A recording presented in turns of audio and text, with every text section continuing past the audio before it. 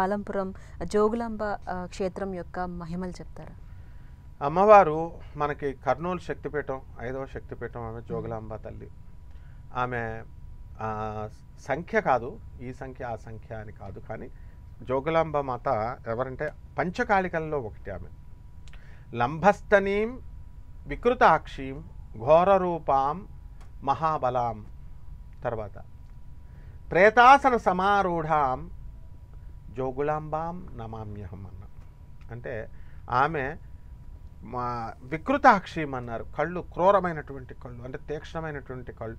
ఆ శత్రు సంహారం చేసేటప్పుడు ఆ కళ్ళు అలాగా ఉంటుంది. నెక్స్ట్ మహాబలం, ఎక్కువ బలమైనటువంటి తల్లి. ఆ తర్వాత ఘోర రూపం, ఘోరమైనటువంటి రూపము కలిగినటువంటిది. ఆ తర్వాత లంబస్థనీం, ఆమె స్థనాలు పెద్ద పెద్దగా ఉంటూ వికృత రూపంలో ఉన్నటువంటి స్థలాలు కలిగినటువంటి తల్లి. ఆమె ప్రేతాసన సమారుడాం, ప్రేతం అంటే శవం మీద నుంచొని ఆసనం కింద కూర్చున్నటువంటి తల్లి ఆమె పంచకాళికల్లో ఒకటి. ఇది రాక్షస సంహారం కోసం అటువంటి అవతారాలు ఎత్తుతారనమాట. ఆ జోగులాంబ అమ్మవారు ఎలా ఏర్పడింది ఆ శక్తిపీఠము అని అంటే, అమ్మవారు సతీదేవి, దక్ష ప్రజాపతికి కూతురు ఆమె. పార్వతీదేవి ముందవతారం సతీదేవి. ఆమె తన శరీరాన్ని శివుడిని నిందించాడన్న ఉద్దేశంతో తన తండ్రిని కాల్చుకొని చనిపోయినప్పుడు, అప్పుడు శ్రీ మహావిష్ణు ఆ శవాన్ని వేసుకొని శివుడు నిత్యం తాండవం చేస్తూ ఎత్తుగా ప్రళయ తాండవం చేస్తున్నప్పుడు మనం సృష్టి అంతా ఆయన కింద పడి చనిపోతున్నాము. ఇలా విసిరేస్తున్నాడు భూమిని, ఆకాశాన్ని, ఇట్లా అంతా. అటువంటి సమయంలో మనము ఏం జరిగిందంటే, జోగులాంబ తల్లి ఆదిపరాశక్తి ప్రత్యక్షమై మహావిష్ణువు అని చెప్పొద్దు, ఒక్కొక్క భాగాన్ని ఖండించమని. అలా ఖండించినటువంటి ప్లేస్లో ఆ పన్ను భాగం వెళ్ళి జోగులాంబ తల్లి వస్తుందన్నమాట. అందువలన జోగులాంబ అమ్మవారు చండ ముండుణ్ణి, శుంభ నిశుంభుల్ని, ధూమ్రాలోచనుడిని, రక్తబీజుడిని సంహారం చేసినప్పుడు అమ్మవారు ఆ యొక్క జోగులాంబ శక్తి వల్ల అందరినీ కూడా సంహరించింది, తీవ్ర రాక్షసుల్ని. ఆ తర్వాత ఇక్కడ ఏంటంటే జోగులాంబ అమ్మవారు ఆదిశక్తి పీఠం కాబట్టి అక్కడ నీళ్ళల్లో ఉంటుంది. ఆ అమ్మవారు ఇంతకుముందు మొఘల్ రాజులు, ముస్లిం రూలర్స్ మనకి అమ్మవారి గుడి మీద పడినప్పుడు ఆ అమ్మవారి యొక్క విగ్రహాన్ని దాచేశారు, అసలైన ఒరిజినల్ విగ్రహాన్ని. ఆ గుహ కూడా ఉంటుంది, ఆ గుహలో అమ్మవారు దాచింది. అమ్మవారు ఆ పాత విగ్రహం కూడా ఉంటుంది అక్కడే ఆ క్యాంపస్లోనే. ఆ అమ్మవారిని నూతిలో, అక్కడ తుంగభద్ర నది ప్రవహిస్తూ ఉంటుంది, ఆ నదిలో అక్కడ నీటిలో దాచారంట. ఆ నీటిలో దాచి మళ్ళీ తీసుకొచ్చి మళ్ళీ పెట్టారు. కాబట్టి ఇప్పుడు కొత్తగా కట్టినటువంటి ఆ దేవాలయంలో ఆ జోగులాంబ అమ్మవారి విగ్రహాన్ని అక్కడ చుట్టూ నీళ్ల ట్యాంక్ ఏర్పాటు చేశారు. మా గురువుగారైనటువంటి శృంగేరి భారతీ తీర్థ స్వాముల వారు, ఆయన ఈ యొక్క అమ్మవారి విగ్రహ ప్రతిష్ట ఆయన చేసినప్పుడు ఆ కాన్వాయ్లో మొత్తం అందరూ వస్తారు, వేద పండితులు, నేను కూడా ఉన్నానప్పుడు.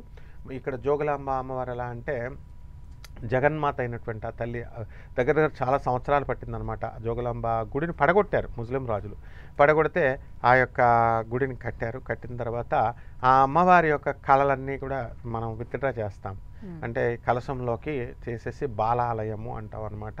ఆ అమ్మవారిలో ఉన్నటువంటి చతుషష్ఠి కోటి యోగిని గణమాతల్ని, 64 కళల్ని, వీటిలన్నింటినీ ఉంటాయి. అవన్నీ విత్డ్రా చేసి మనం ఒక కలశంలో పెట్టి భక్తుల దర్శనం కోసం పెడతాం.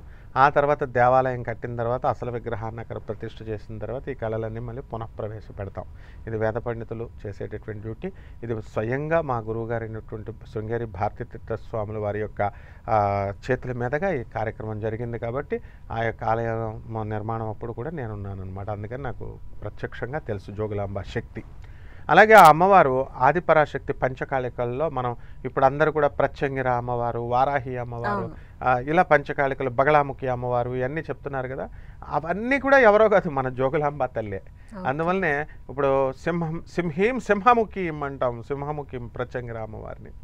అలాగే ఈ యొక్క శక్తి అంతా కూడా పంచకాళికల బగళాముఖి శక్తి అంతా కూడా ఈ అమ్మవారు మాలోనే వస్తుంది. కాబట్టి జగన్మాత అయినటువంటి ఆ జోగులాంబకి స్పెషల్ ఏంటంటే, అమ్మ ఇక్కడ ఎవరైతే బ్లాక్ మ్యాజిక్స్తో, ఇప్పుడు దత్తాత్రేయ స్వామి వారి గాణగాపురంలో ఎలాగైతే భూత ప్రేత పిశాచాలు పట్టుకున్న వాళ్ళు ఉంటారో అటువంటి వాళ్ళు అయిపోతాయో, అలాగే జోగులాంబ అమ్మవారికి ఎవరికైతే ఈ యొక్క శత్రు పీడ ఉంటుందో, అలాగే బ్లాక్ మ్యాజిక్స్ చేశామండి, చేతబళ్ళు, చిల్లంగులు ఇలాంటివన్నీ జరిగినాయండి అని అంటారో, అలాగే ఎవరికైతే ఈ యొక్క ఆర్థిక బాధలు ఇవన్నీ కూడా ఉంటాయో, స్థిరత్వం లేదో, రాహు మహాదశ నడుస్తుందో అటువంటి వాళ్ళంతా కూడా ఈ జోగులాంబ అమ్మవారి యొక్క దర్శనం వల్ల వాళ్ళకంతా కూడా మంచి జరుగుతుంది.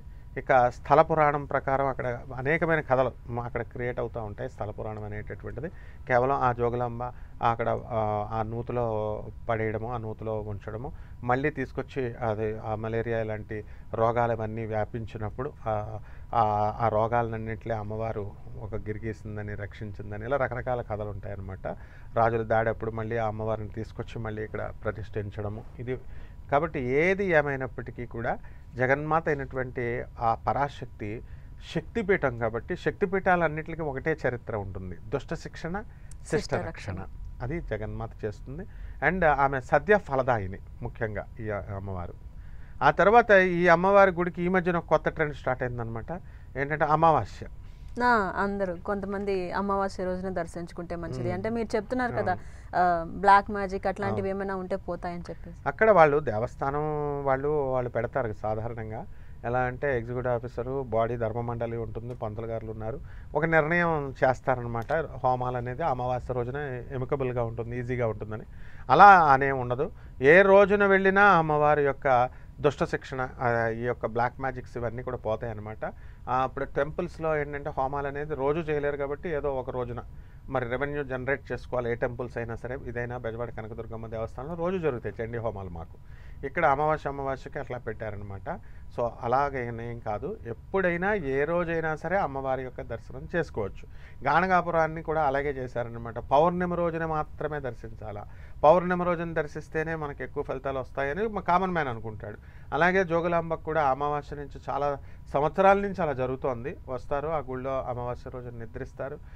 నిద్రించి మా మ్యాజిక్స్ అన్నీ కూడా, బ్లాక్ మ్యాజిక్స్ అన్నీ కూడా పోయినాయండి అని సంతోషపడుతూ ఉంటారు. మంచి పరిణామమే, కానీ అలాంటి మూఢనమ్మకాలు పెంచకూడదు మనం. ఏ రోజైనా సరే జగన్మాత పరమేశ్వరి ఆమె యొక్క అనుగ్రహం ప్రతిరోజు ఉంటుందమ్మా.